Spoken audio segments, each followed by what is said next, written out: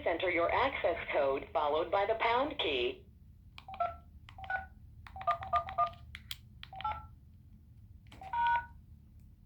Please wait while we prepare your files. Press 6 to fast forward for 1 minute. Press 4 to rewind for 1 minute. Press 5 to pause or resume. Well, great morning, Surge 365 family. This is your host, Marilyn Malachi, out of Maryland, and I want to say a good morning, a good afternoon, and a good evening to all the callers catching the replay of our call. Here at The View is so much clearer with a variety of ideas, not only to enhance your wealth, but we bring you motivation, we bring you leadership, and we bring you winning ways to help you thrive, to level up, to become that all-week warrior in building your Surge 365 business network and your Trapmanity business. It is Motivational Monday, so get ready to be educated, inspired, and empowered. This morning, we got a power couple coming in to talk to us and motivating us this morning. This couple is no stranger to success. They are partners in life, partners in business, founding members of Surge 365. They are sharing the business and the success of Surge 365 with others, team builders, Comma Club members, and they're $1,000 bonus earners. This morning, they want to talk about resting and resilience. So I want to bring to the line none other than Kent and Cynthia Reed. Are you out there? Well, yes, we are, Marilyn. We're out here, and we want to, first of all, just thank you for so much of what you do for all of us. You're welcome. Good morning, everybody. Just want to, again, thank each and every one of you for being on. It's Monday, the 23rd of October. Not a whole lot of weeks left in the year, but let's just talk about dealing with what we've already dealt with and how we can continue to move forward throughout the continuous changes of life. And that's why we call this resting in resilience. Now, let's go ahead and just do a quick introduction about a lady named Meg J. She's a clinical psychologist who's done TED Talks, and she did a thing about adversity. Now, this is from the website ideas.ted.com, and she says, people do not feel understood when someone says, wow, you really bounced back from that. They don't feel seen. They don't feel seen in all of their complexity. They don't feel that people have actually, y'all don't know what I went through. You saw the glory, but you didn't see the story. That's the readism in there, okay? But in terms of how hard things can be, instead, she likes to describe resilience as a heroic struggle. And she says this, it's a battle, not a bounce. So it's an ongoing process that can last for years. So today we're going to cover just 7 tips, because there's several out there with different speakers and authors, but we're just going to cover 7 tips on how to become more resilient when storms come our way. Take it away, Kenny. Well, one of the things we have to do is we have to actually accept change. Now, when I say that, accept change, understand, most people resist change. But when we come to understand that, change is going to come about either with us or without us. So it's best to be able to be flexible and understand something that I discovered years ago. I say this, change is good. Now, here's an example for you. We'll all have car problems. And I know it's frustrating when we have car problems. Now, if you're a mechanic, maybe you got all the answers and you can get things done. But if you're not, then some of us, we have to rely upon other people. Can we find a good mechanic? Can we find a good garage? That's possible. Now, something I discovered years ago, my oldest son had problems with his car, with his motor. He brought the car home, parked it in the garage, took his phone out and went to YouTube and actually repaired his car using YouTube.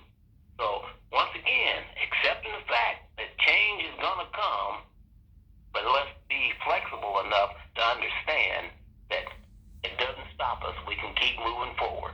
Cynthia? And not necessarily cars written down, we all have different illnesses that we've had to deal with, either ourselves or the family members, and we have to work around that. Whatever it is, we have to adjust, because it either is or it isn't going to happen. But we can't just sit around and wait for things to happen. We have to be engaged. That's why, number 2, we become a continuous learner. Resting and resilience should actually have us all asking ourselves this question: what am I feeding my mind today? Never mind everybody else, because they got what's going on in their mind, whatever. It may be birds flying around in there. The elevators may not go all the way up to the top. But what are you feeding your mind today? In other words, take hold of change, because change will expand our opportunities. So let's make it a point to take up a new skill, maybe even gain some additional understanding about how and why things work or don't work, and then apply them in times of change. Number 3. Okay, it's also important that we learn to take charge. You know, if one person is following you, then that means you are in charge of how that person sees you. That doesn't mean that you're in charge of that person, that you need to control their life. But you need to be concerned about how they see you, because they're taking cues, they're learning things from you. And so the things you do are really going to be important. You know, we have to be able to take charge of our own career. We need to be responsible to taking charge in our own development. An example is being afraid to grow, being stuck in a rut. You know, I've talked to people, as a matter of fact, we went to alumni reunion, and I've talked to people that we went to school with, and one of the important things was we talked about why we went to school and what we wanted to do, the things we wanted to achieve. And in carrying on that conversation, what I really started to discover is some people were stuck in a rut. They hadn't moved ahead. You know, it's been years, over 50 years since I've seen some people, but they haven't moved ahead. But the world is constantly moving. So we need to understand, we got to take charge of our life, who we are, the things and decisions that we make. Cynthia? Number 4, your sense of purpose. Back to that homecoming, Ball State University, have a black alumni group, and we were on our way there. We're only 5 minutes away from campus. But because it was homecoming, because they did things a little bit differently, they changed the game up on us. And it took us about 25 minutes to get from our residence to the Alumni Center. I'm thinking, okay, what the heck is going on? It was just strange, and so somebody did not coordinate with somebody else at the traffic department. That's all I know. Even if they did, it didn't work out too well. So hopefully they'll discuss that, because you're thinking about emergency vehicles. There would have been a mess trying to get somebody through an emergency with the way the traffic was. Again, it's not bad, it's not good, it just was what it was, and so you learn from it, although people will complain, and okay, they should have done this, should have, could have, would have. But you know what? Sense of purpose helps us to assess the setbacks within a framework of a broader perspective. So when those folks get back together, whoever they are, wherever they are, and they discuss traffic, and they discuss things with anybody that could say, hey, how about this? Let's try that. Remember this? Ooh, way back when, I don't think that worked out so well. Well, this worked pretty good. Let's give it a try. So we have to be open to assessing what's going on in order to find our sense of purpose, not just for ourselves, but for the things that we do every single day. Again, what are we feeding our mind? Kenny? Number 5. We need to pay attention to self-identity.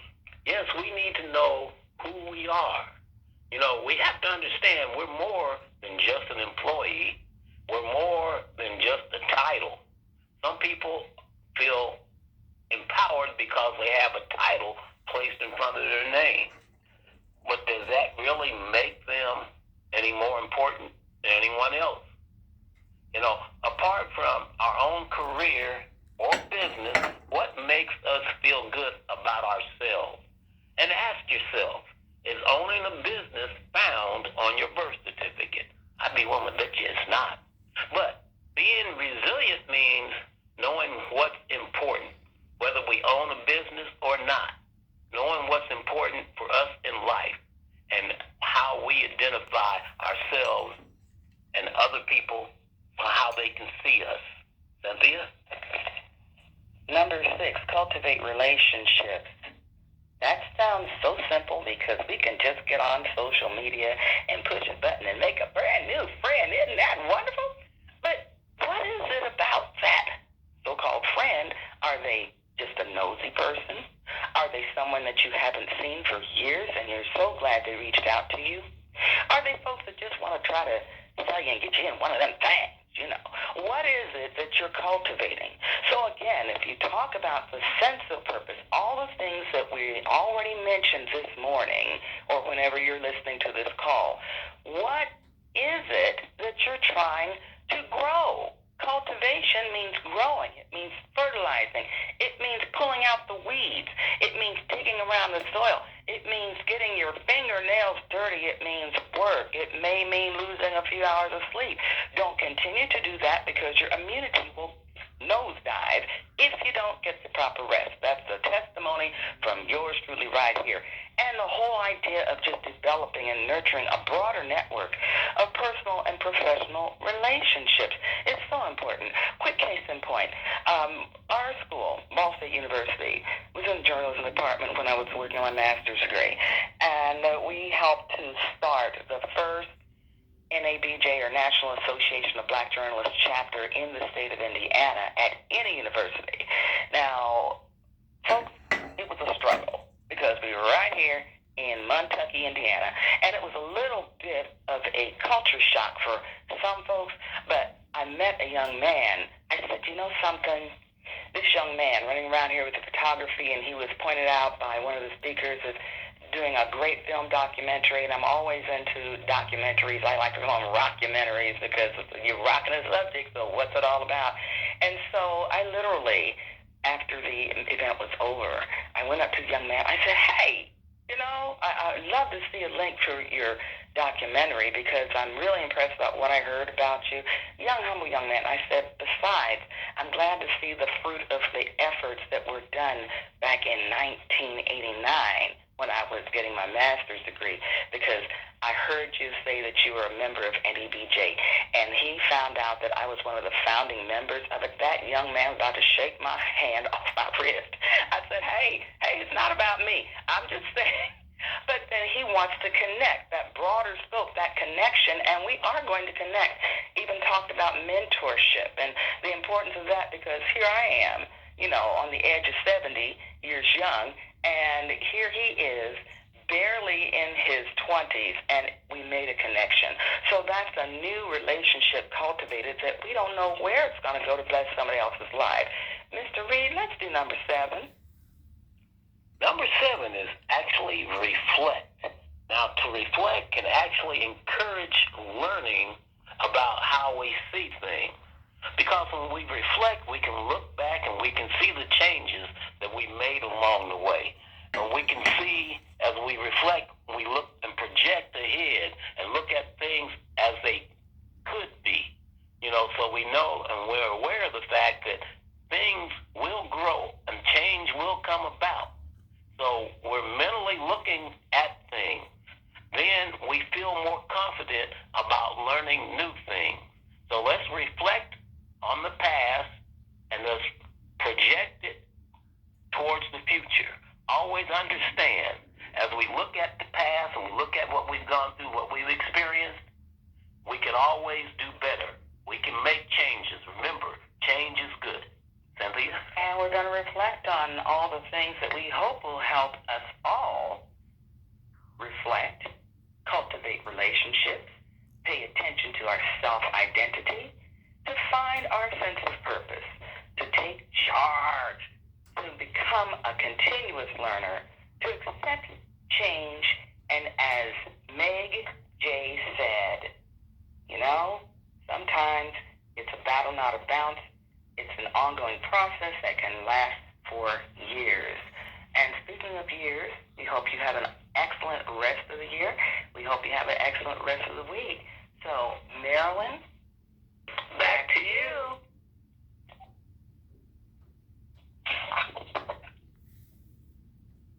Marilyn? I had to unmute. All right. Thank you so much. Thank you. Thank you. You know what? Your messages are always so powerful, always so impactful. And thank you so much, Ken and Cynthia Reed, for your motivational message, Resting in Resilience. Ladies and gentlemen, the playback number is 712-432-1085, and the PIN number is 261118#. Our announcements for today: get the latest corporate corner in your back office with Clint, Dwayne, and Elizabeth. Always great information there in your back office, as well as Dr. Chris Coakley's Winners Win training in your back office. Absolutely amazing information, and to keep us training, keep us focused on our next goals and what we should be doing. If you have missed the Circle of Champions call, the playback number is the view number, and the PIN number is 474053#. That the PIN number is 474053#. Please stay plugged into your company news and announcements on your mobile Touch 365 and through your upline. Next up is Team Success Force coming up at 8 a.m. The number is 563-999-5283. No PIN number is needed. This concludes our announcements for today. Tune in tomorrow for Leadership Tuesday. And remember, your wants show up in your conversation, your expectations show up in your behavior. Expect more, so let's do more. Everyone have a great motivational Monday.